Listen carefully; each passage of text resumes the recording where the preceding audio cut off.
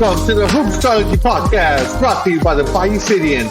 My name is Jesus Acevedo Jr. I'm one of your hosts, and I'm joined as I am week in and week out by the one and only Zodiac GM. What's going on? What's going on? Zodiac GM, we are about at the point of the season where every NBA team has more or less played about 9 to 10 games. You know, give or take. There's a couple teams that have 8 games here, but for the most part, 9 to 10. I think 10 games is a good barometer for teams to see who they have on their roster. What do you make of that statement, first of all?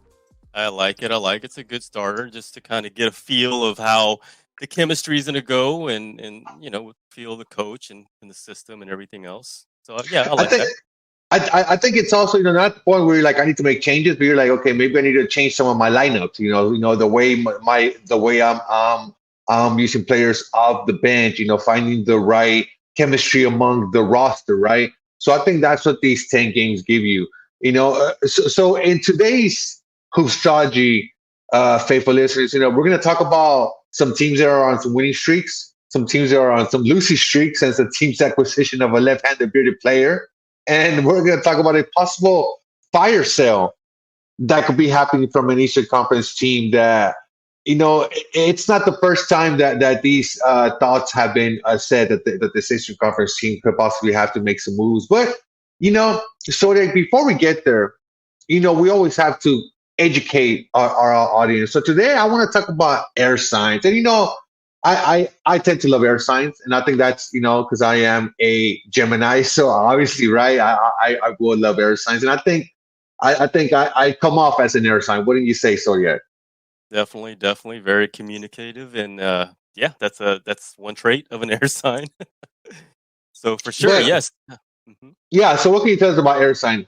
So air signs. Okay, so the thing with the element of air, the first thing that comes into mind is ideas. So they're all about the ideas, the mind. So that's sort of like the air element main characteristic, right? So they take action. They're very powerful. They're adventurous, clarity, and it's all focused on the mind ideas, right? So the 3 air signs. We'll start off with the cardinal sign, right? So that's the cardinal sign of a Libra, right? So for a mutable sign, those are the Geminis. And of course, the fixed signs will be the Aquaries. So you have Geminis, Aquaries, and the Libra. So those are the 3 air signs. So in general, though, you know, some of the basketball players, for example, some of the Libras would be Kevin Durant, the John Collins, Josh Giddey, Cade Cunningham. Those are all Libras. Some of the Geminis would be players like Lauri Markkanen, Evan Mobley, R.J. Barrett, Benedict Mathurin, Jordan Poole, and also for Aquaries, you have Klay Thompson, Jalen Green, Darius Garland, Scoot Henderson, Jaden Ivey, Amen Thompson is also an Aquaries. So yeah, so those are the element of air, and those are some of the players that fits under the each quality. So air, you know, it's for me though always comes to the communication aspect, right? And I think each of the different signs, you know, air, Aquarius, Gemini, and Libra, they each use their communication skills differently, right? And in the case of Gemini, which is, yes, I'll remind the listeners, yes, I'm a Gemini. I think it's very convincing. You know, what do they say that a Gemini can walk out of jail just by talking, right, or something to that effect, right? The gift of gab. And the reason I keep talking so much about it is because there's a certain coach here in the Houston that has led his team on a 6-game winning streak. And while he's not a Gemini per se, he's a Leo. And I'm talking about Houston Rockets head coach Ime Udoka. He's a Leo. He does have a Gemini moon sign, and that's what I want to talk about. Start off when in this first topic in Hoopstrology is the Houston Rockets 6-game winning streak. That's what I feel has helped Ime Udoka get to this team, helping them understand how they need to play. You know, is that Gemini, that communicative side is helping them reach this young team. Exactly. So the first thing to understand, there's always the core, right? The sun. So, and mostly everyone already knows what their sun sign is, right? So in this case, Ime Udoka, he is a Leo. But the thing you got to consider is also their moon sign, which is typically the second in command, right? So, what Ime Udoka's moon sign, which controls the emotional phase of his birth chart, is a Gemini, which is a mutable air sign, right? So think of it this way: his moon is being filtered through his core of a Leo, right? So at the end of the day, he's still a Leo, but he has traits of a Gemini being filtered through it. So that creates a combination of his type, his personality, right? So since he is a Leo, he does have a lot of charisma, but with that charisma, he brings a lot of communication skills, and that's one of the key things for a Gemini, right? And that's very valuable, especially if you're coaching a very young team. In this case, the Houston Rockets do have a lot of very young players, and you have to have that ability to communicate to each and every different type of personalities that in this case, that the Rockets have.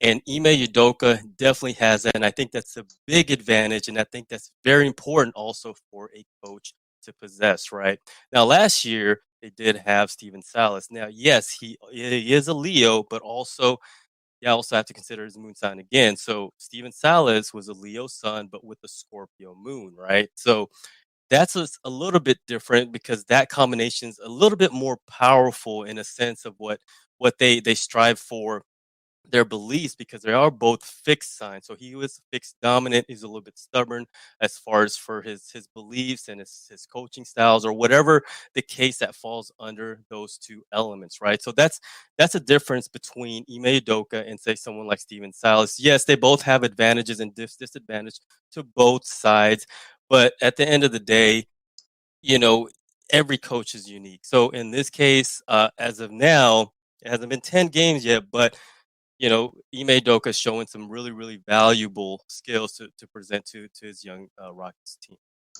And it's clearly, like we said, it's paid off huge dividends. 6 games in a row. They just defeated the defending world champions Denver Nuggets. One of 4 teams to be in top 10 in offense and defense. The other three, the Denver Nuggets, Boston Celtics, and Philadelphia 76ers. Clearly, I don't know if it's too soon, right, to have Coach of the Year conversations, right? But even Udoka is clearly leading that charge. I think that goes without saying. And look, I think it's finally the organization has finally realized that the best player on this team for the past 3 years has been Alperen Sengun, and he's finally establishing himself as the Rockets' best player. Which, look, he already was with the limited playing time that he was having under Steven Silas, and it's just like a blessing in disguise also that they did get Brook Lopez, so they were forced to play Alperen Sengun all these minutes. And look, he's been providing dividends. But something that I want to ask you is, you told us in previous episodes, this Houston Rockets team has a lot of fake signs, the most of any team in the past 20 years, right? The last time I think you said what team it was in the last 20 years. I can't remember what team you said, but so how is this team working? Is it that the fixed signs because you tell them, hey, this is your job, and they're like, okay, this is my job, I'm accepting it, and this is why this team with so many fixed signs is doing well right now?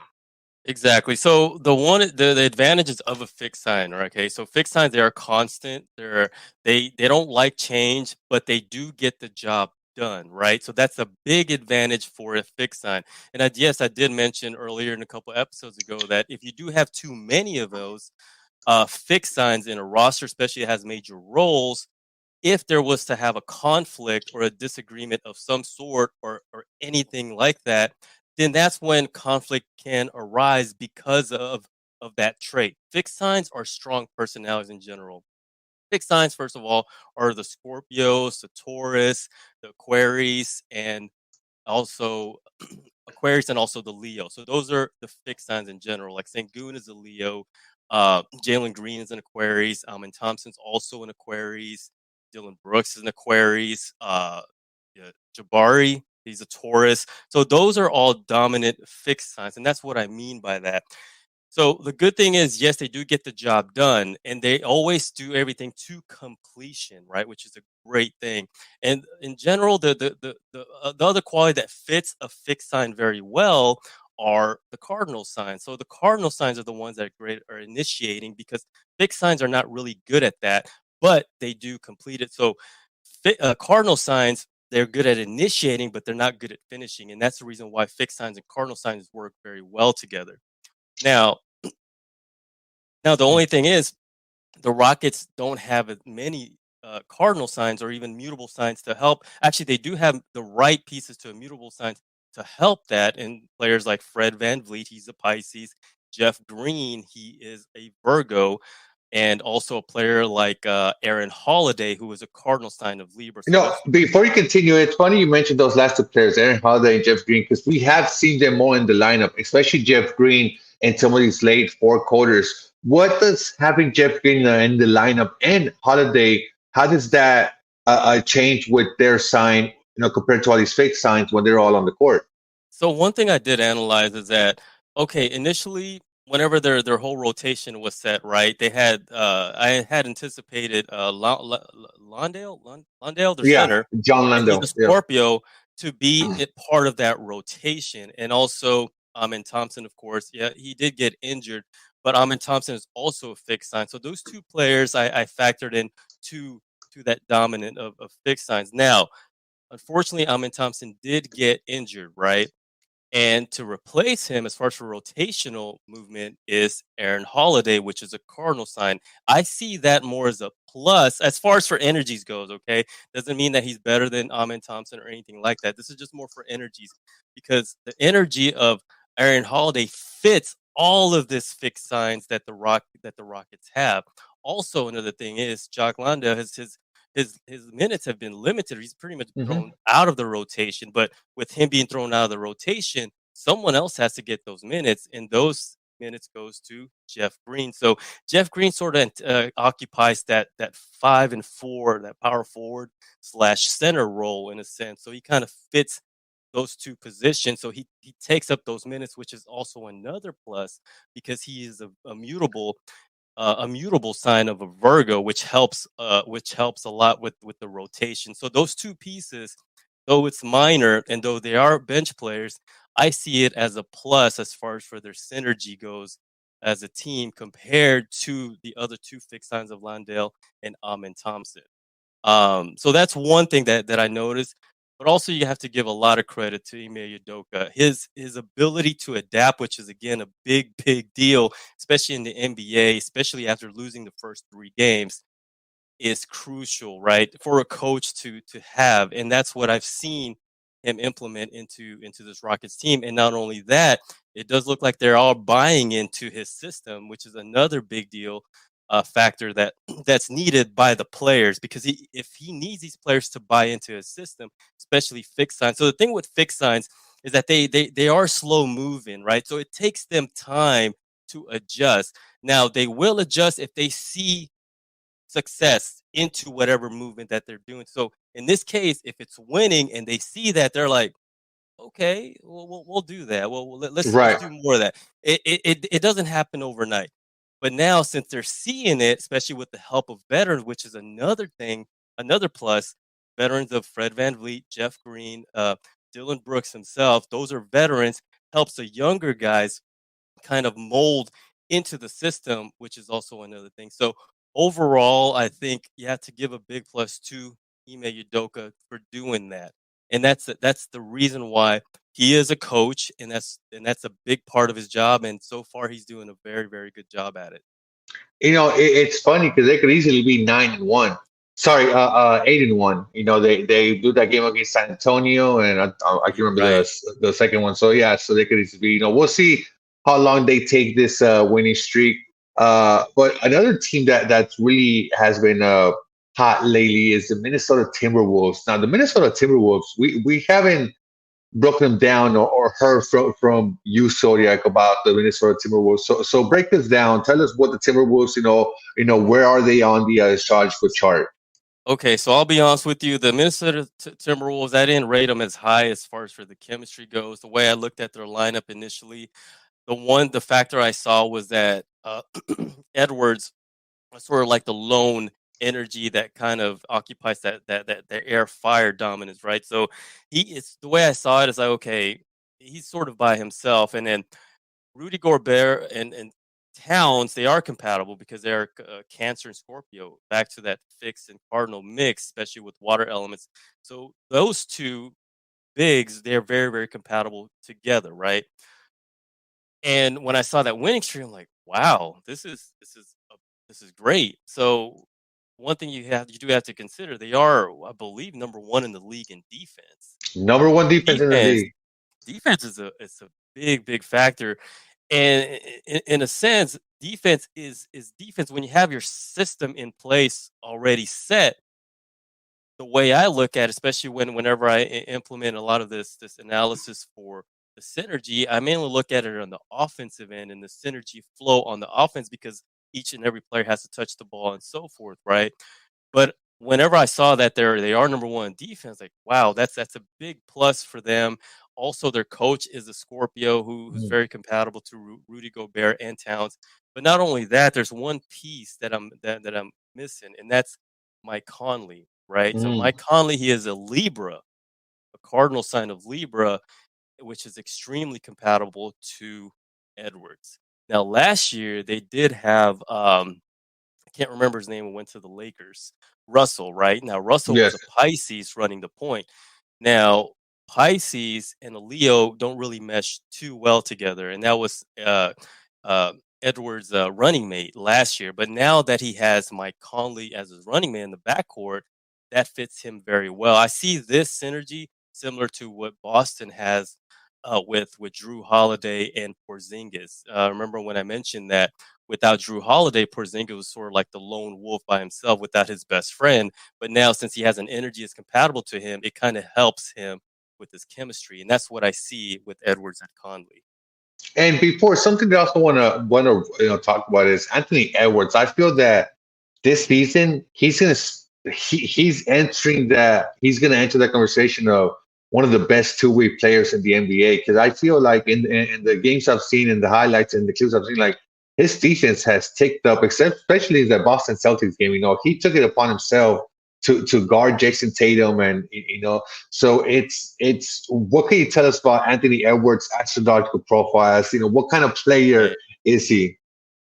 Well, he is a fixed dominant sign with the sun and moon, so he is a Leo, right? He's a Leo sun with an Aquarius moon, so that combination is fixed, right? And they're very strong personality, meaning that they're stubborn on their way. So his playing style is pretty much what you see, and that's pretty much gonna stay the way it is.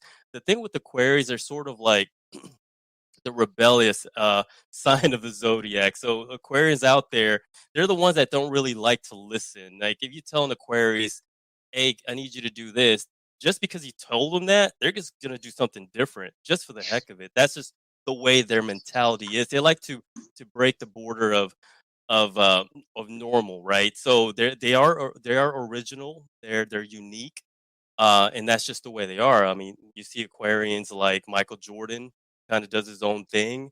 You give them that freedom, they do better. Hakeem Olajuwon was also an Aquarius. You kind of give them that freedom to, what maybe in the offense, and they tend to do better.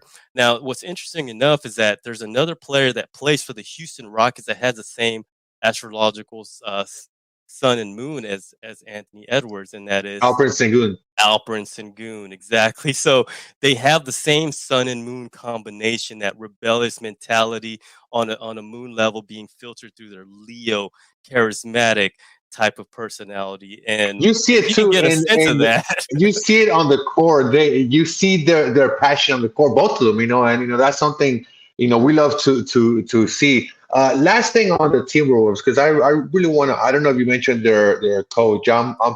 No, because the coach has ties to the Houston Rockets. But what can you tell us about how the coach, his son, and how that's playing a role into how the Timberwolves have started this season? so Chris Finch, he's a Scorpio, he's a fixed sign. So he is very compatible to Rudy Gobert, who's a Cancer, and also Carl Anthony Towns, who's a Scorpio. Now the three main pieces that comes off the bench for the Timberwolves, it's actually another big factor to their success because Naz Reid, Alexander Walker, and Kyle Anderson, they're all Virgos, which is Mm. very compatible to their coach, which is a big deal because if you're a coach, you want players to kind of listen. Of course, they're all going to listen to you, but you Right. kind of want that one to count, that you can count on, and that as a coach that that's not going to gripe or say anything negative or just act to have a negative body language or anything like that.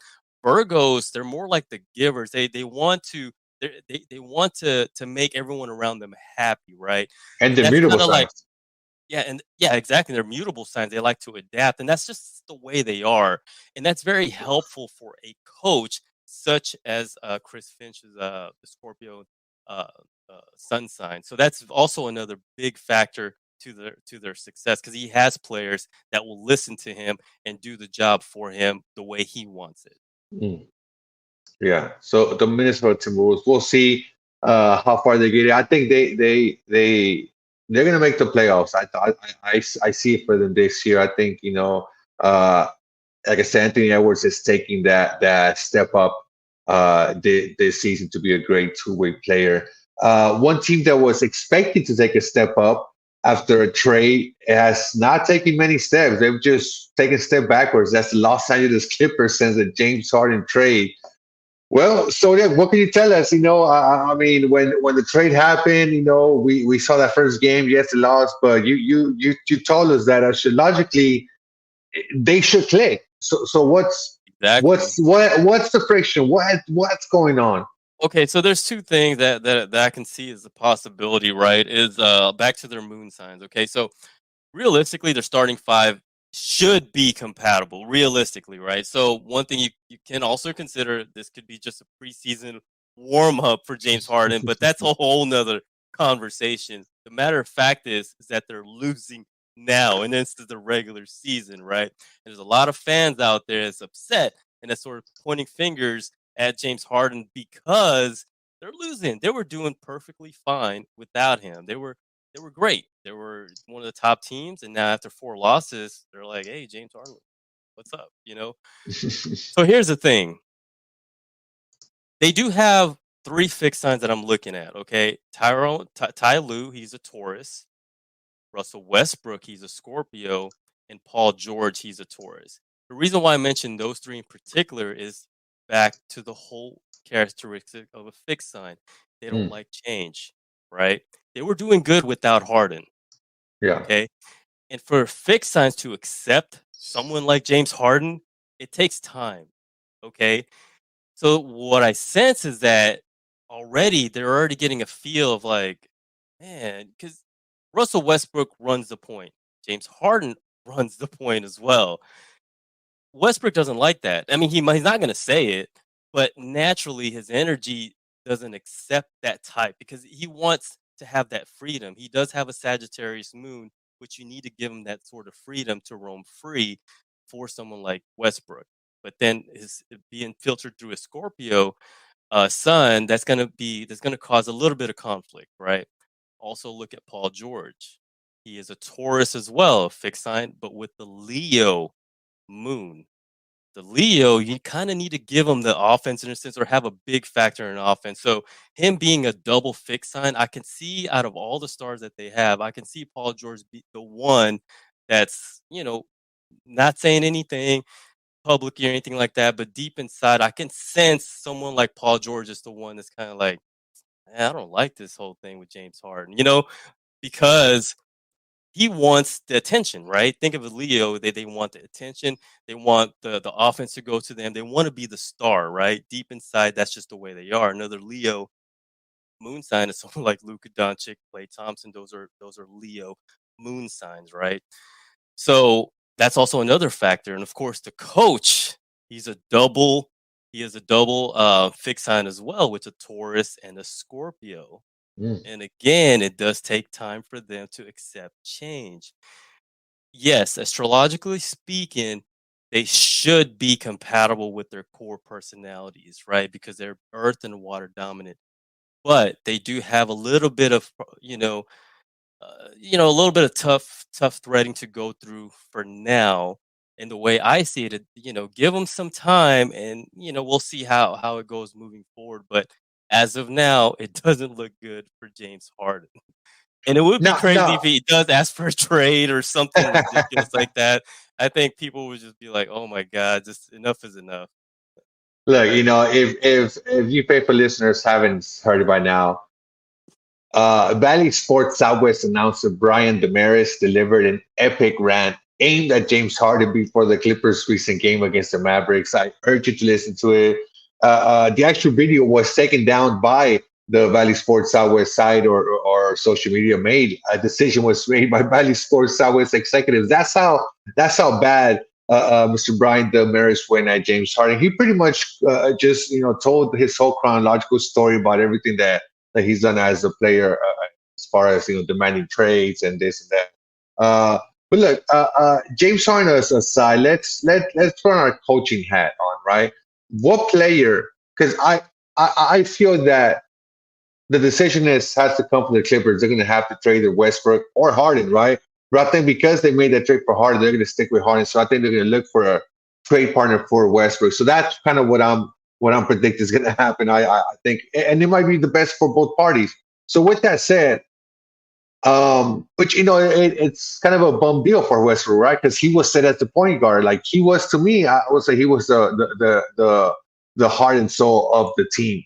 Which I think they will lose if they trade him. But if they want this to work with James Harden, unfortunately, I think that's what's going to happen. I mean, Westbrook and James Harden didn't work in Houston, right? It worked for a couple of months, and then it didn't, and it could never get back.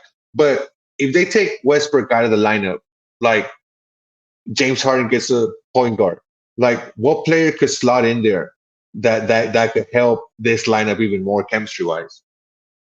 I mean, they do have Bones Highland. He's a perfect fit for that. Are you talking about pieces to be traded, or No, no, just what they yeah, already have? right. That Yeah, could work with the horoscope signs. yeah, Highland. He's a Virgo. I think he fits right in easily. Mutual, yeah.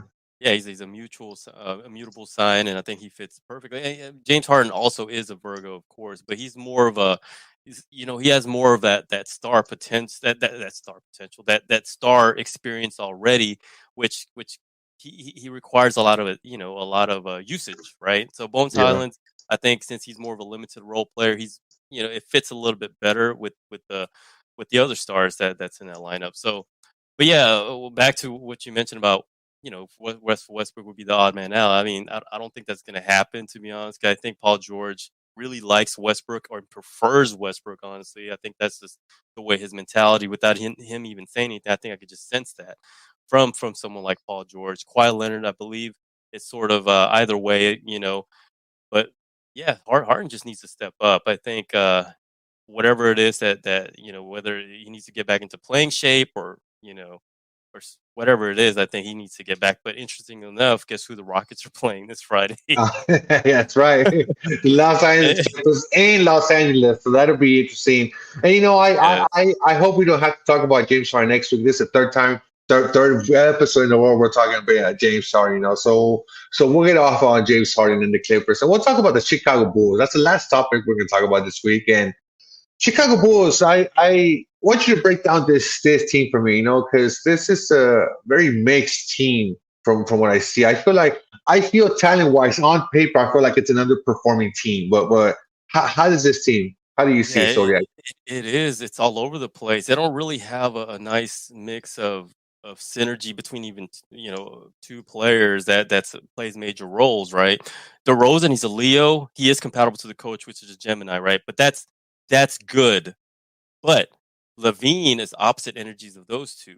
Vucevic is opposite energy of those two. Caruso and Patrick Williams is also opposite energy of DeRozan and Donovan. And I think that's where the problem lies, right? I personally think that if they were to substitute, either trade DeRozan for some another player that's compatible to someone like Levine, Caruso, Vucevic, and Patrick Williams, I think that's a big upgrade for them.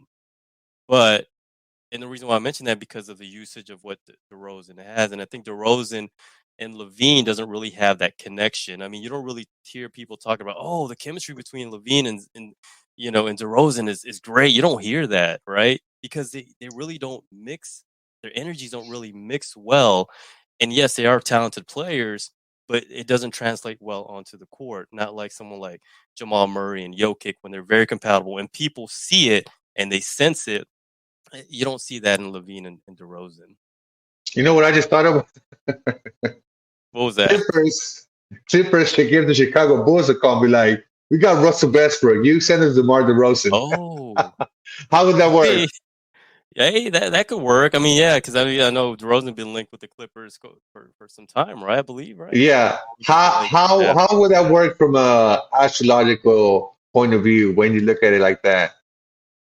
Oh, not so well from a Clipper standpoint, but they do have enough talent to make it happen, right? Yeah. I think, yeah, and I think it's still going to work out really well for the Clippers. But for the Bulls, I think that's a plus. I mean, you mix in the Scorpio of Russell Westbrook with a Pisces element of Zach LaVine as the backcourt running mate. I mean, that's a strong synergy right there, and I think you'll get a sense of that. Now, you already kind of get a sense of that with Caruso and LaVine, but LaVine is more he plays more of the six-man role, or he starts here and there because they have was it Kobe White that starts majority of the games or plays a majority of minutes as well, which is opposite of those two. So he's also another energy that fits a position that's opposite, that doesn't really fit with the whole team scheme, right? So that's kind of reason why Steve Bulls is kind of all over the place.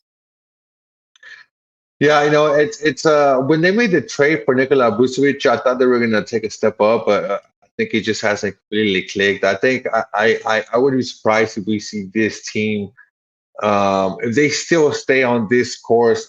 I think they've seen enough of this team, of this roster, to probably make some moves in before the Fire trade sale, I'm deadline. telling you, fire Yeah, sale. yeah, it could be a fire sale and just see where you can get back. And look, maybe they get a couple pieces and they are a contender again. I'm not saying title contender, right? But a good, steady playoff contender. There's going to be some players. I think this NBA trade deadline is going to be pretty interesting. One of the more interesting we've had one as far as the in-season trade deadline. But that is the fifth episode of the Hoopstrology podcast. Zodiac, any final words? I'll be on the lookout for the Clippers versus the Rockets this Friday, of course. But yeah, just follow us on Hoopstrology on Twitter and the Zodiac GM. There you go. Follow us and follow me, Jesus_Acevedo Jr. Follow the Bayou Citian at the Bayou Citian. And don't forget to subscribe. See ya.